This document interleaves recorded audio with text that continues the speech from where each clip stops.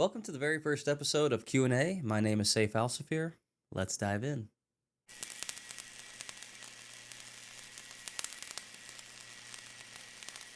Thank you for tuning into this very first episode of Q&A, a new series that we're starting where I look at some of the most asked questions in the YouTube comments and I give a response via video rather than just responding and typing out a response. Maybe a bit of a a more flowing and free-flowing answer to some of these questions, some of the most commonly asked questions in the YouTube comments that I see. So today we'll be looking at three questions in particular, and I will say that these are not meant to be all answered in an all exhaustive way of all answers that are out there, but I would like to give some type of perspective and answer to some of these questions that are most commonly asked. That said, we have three questions today, and let's dive right into the first one. The first question is, why doesn't God make a perfect universe? What a great question, and a pretty common question. And I can very much see the perspective that someone might take to look at the world, to look at the universe and the world that we live in, and really to just look at all the difficulties that we face in the world. There are a lot of very difficult things that we see in the world. There's suffering in the world, there's disease, there's hunger, there's pain, there's sadness. There are a lot of things in the world where we might be looking around and really just feeling really hard feelings about these things. It's not easy to see people suffer, and I must say, there are many that do at various times. We all do suffer with various things in our life. We don't want to minimize anybody's suffering because all suffering is difficult and it is indeed a challenge. So the question then posed, basically, why doesn't God just make a perfect universe? Why doesn't God make a universe without this type of suffering? Again, I'm not going to give perhaps an answer that exhausts all possibilities to this, but I do want to give a response to this idea because I think it is a good question and it is a common question. So here's what I would say to that. Could God make a universe basically that is, quote, perfect? Let's say without suffering. Sure, I think God could make a universe that is, quote, perfect in the sense.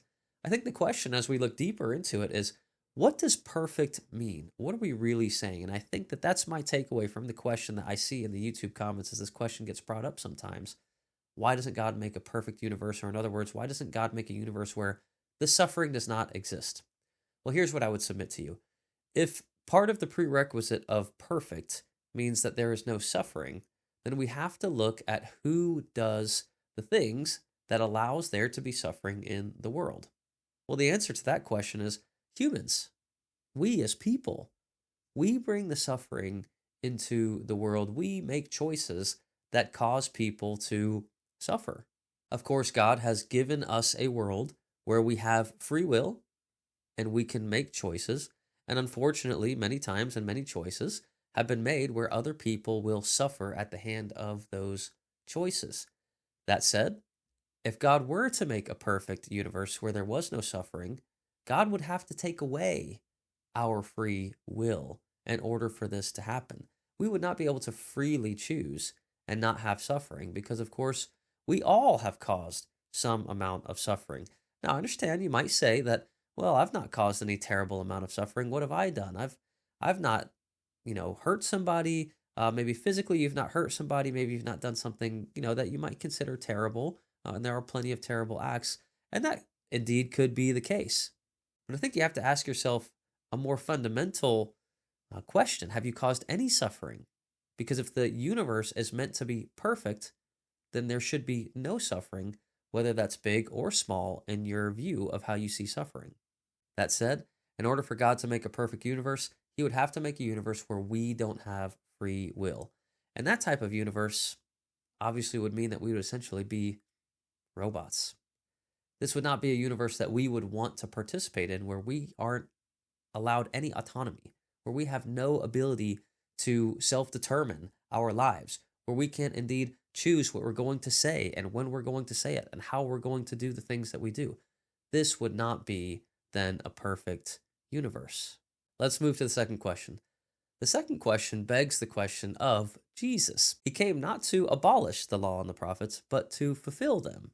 Well, this passage that's being quoted actually comes out of Matthew chapter 5 and verse 17, and here is that in Matthew 5, verse 17.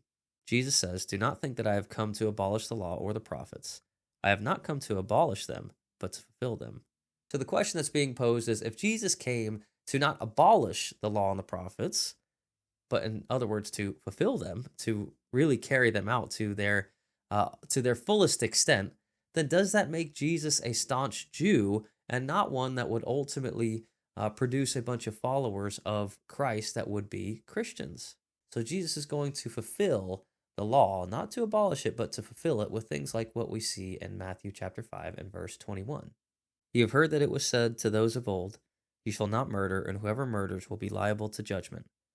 But I say to you that everyone who is angry with his brother will be liable to judgment.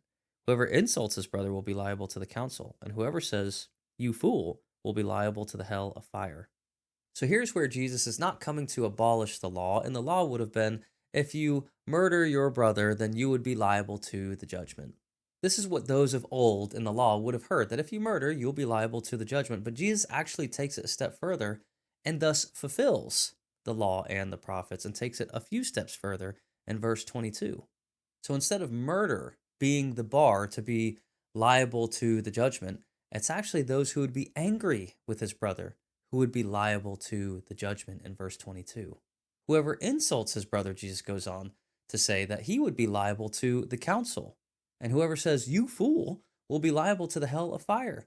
So Jesus doesn't come to abolish the law in the sense that he's not getting rid of the fact that if you murder, you'll be judged. You will be judged the same if you murder, but he's fulfilling the law. He's actually raising the bar and raising the standard of what our character should be, ultimately saying that if we're going to treat each other poorly by abusing each other, by calling each other names, we are going to be liable for those things. We are going to be held to account for the things that we say to our brothers and sisters.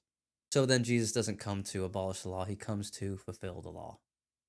So the last question comes to us about the death and resurrection of Jesus and the sacrifice on the cross for our sins. And essentially the question is, isn't 3 days dead a very cheap price for Jesus to pay for our sins? Now, this is a pretty common question that comes from people that don't really believe in the resurrection. They don't believe that Jesus indeed even died. But they even posit this question, even if he did die, isn't 3 days just a really small price for someone to pay for the sins of the world? Well, I would first say that even if someone innocent died for 1 day, or even 1 hour, or even a second, an innocent person dying is not a cheap price to pay, irregardless of the time that they spend dead. They are innocent. Any type of innocent life being taken, we all would shun that normally. It's only questioned when we look at Jesus and we say, well, isn't that a cheap price to pay? Well, no, I think that any innocent life that is taken for any amount of time is the ultimate sacrifice that anybody would pay. Now, again, I would submit to you that Jesus paying that price for those 3 days, being dead for those 3 days for the sacrifice on the cross for our sins, is a massive price to pay. And nobody would be lining up to pay that type of innocent price or that type of price if they are innocent. Now, Jesus, obviously, it wasn't just a momentary thing. Jesus was in the tomb for those 3 days. And that is an incredible price to pay for someone who was innocent. But I submit to you that this is not the only price that was paid. If we look at the overall biblical narrative about what happened, what we have here is not only do we have an innocent person suffering, but we actually have Jesus leaving the right hand of the throne of God, coming down to earth to suffer for those who would ultimately reject him. And many today still do. So it's not just a matter of how long Jesus was dead, paying the price for our sins. It's not just a matter of the fact that he was innocent. It's also including the matter that he did this for people that he would ultimately be rejected by, and knowing that he would be rejected by them. The torture of Jesus before his death on the cross, the mockery of Jesus, these are all painful things. And this is all suffering. This is not a cheap price to pay. This is a terrible price to pay. Nobody would welcome any of these things. And if this happened to anybody, we would shun that completely. We would not find this acceptable for it to happen to any human being in any kind of way, shape, or form. I'll leave you with this. The fact that Jesus would know that ultimately he would have to be the sacrificial lamb, the fact that Jesus would have to live, knowing that this weight was on his shoulders, knowing that this would have to come to pass for him to do the Father's will, that is an unbearable price to pay. We oftentimes go around our days and we carry things with us. We carry things on our shoulders.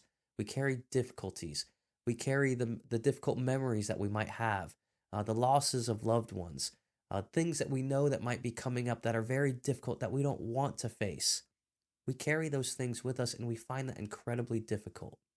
I cannot imagine Jesus knowing that he would have to go to the cross innocent for the sins of the world, for those that would even reject him.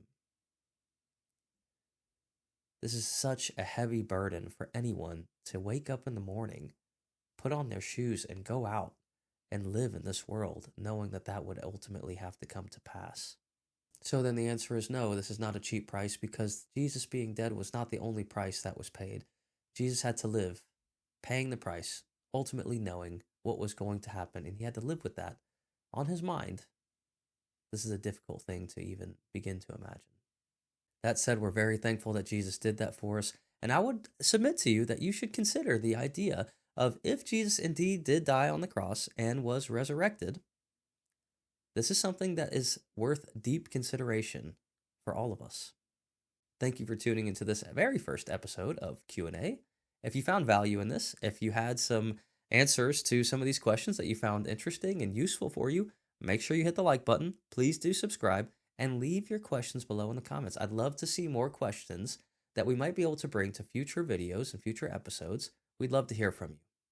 Thanks again for tuning in. Until next time, we'll see you.